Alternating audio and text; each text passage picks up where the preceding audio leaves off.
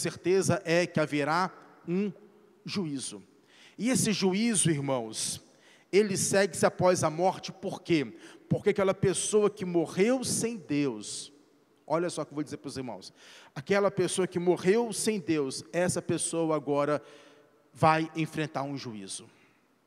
Aquelas pessoas que morreram com Deus, aquelas pessoas que morreram na expectativa, na esperança, na fé, aquelas pessoas que são salvas por Cristo, essas pessoas estão esperando a ressurreição dos mortos.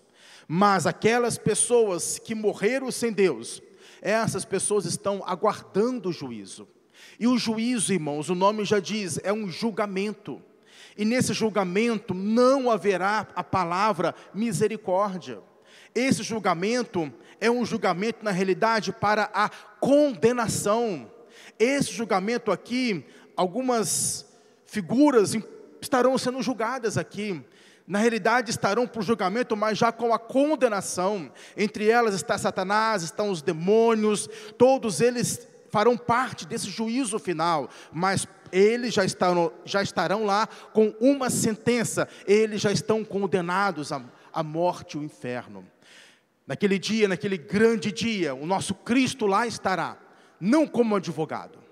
Naquele dia não haverá misericórdia. Hoje sim há misericórdia. Hoje há perdão de pecados. Hoje não importa o que o ser humano fez, o que você faz. Não importa. O sangue de Jesus é poderoso para purificar e para perdoar todo o pecado. Hoje Jesus está como o nosso advogado. O apóstolo João fala: filhinhos, não pequeis, todavia se pecardes, temos para com Deus o Pai um advogado. Temos um advogado. O que é isso? Alguém que nos defenda. Hoje existe a palavra misericórdia, hoje existe a palavra graça, mas neste juízo, irmãos, não haverá. E esse juízo aqui é inevitável. Então, a outra grande verdade é o juízo. O mar vai dar os seus mortos. Aquelas pessoas que morreram afogadas, né? Aquelas pessoas que morreram em navios, que foram tragadas pelo mar, cujos corpos nunca foram achados. Naquele dia do juízo, o mar vai devolver os seus mortos. Aquelas pessoas que foram mortas através de chamas, consumido por chamas, e que não foram salvas, naquele dia, o fogo vai devolver os seus mortos, irmãos. E será um dia triste para quem fazer parte deste juízo. Quando nós falamos, irmãos, que o Senhor nos salva, eu faço uma pergunta para os irmãos: o Senhor nos salva de quê? O Senhor vai nos salvar deste juízo aqui, ó. O Senhor vai nos salvar deste juízo, porque esse juízo, irmãos, aqui diz que a terra e o céu fugiu. A terra e o céu fugiu. Esse dia será um dia terrível.